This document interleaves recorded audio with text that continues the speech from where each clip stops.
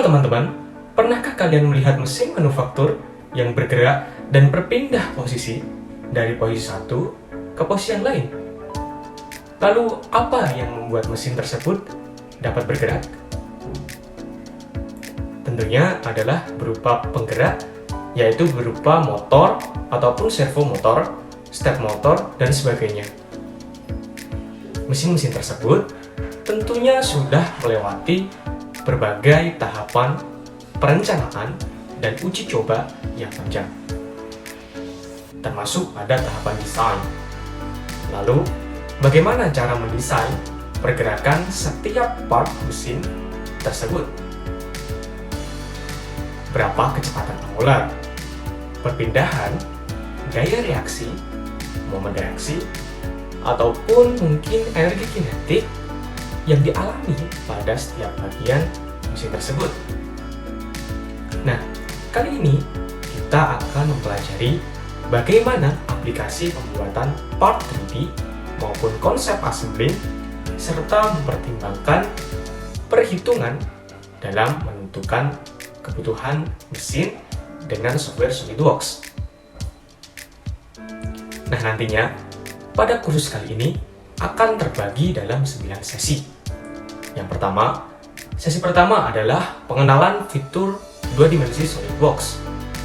Kita akan mempelajari fitur-fitur 2 dimensi SolidWorks yang nantinya akan digunakan dalam aplikasi lanjutan untuk menggunakan fitur 3D di software SolidWorks untuk pembuatan part 3D. Lalu kemudian pada sesi kedua, kita akan belajar mengenai pengenalan fitur 3D SolidWorks. Kita akan mempelajari fitur-fitur 3D SolidWorks yang nantinya akan digunakan dalam aplikasi perencanaan pembuatan produk ataupun part 3D. Kemudian pada sesi ketiga, kita akan mulai belajar SolidWorks Animation. Pada tahap ini, kita akan mempelajari definisi maupun fungsi animasi SolidWorks dalam pembuatan video animasi 3D model. Kemudian pada sesi keempat, kita akan belajar yang namanya Basic Motion dan Motion Analysis. Dan kembali memahami definisi, fungsi, dan contoh dari penerapan Basic Motion dan Motion Analysis-nya.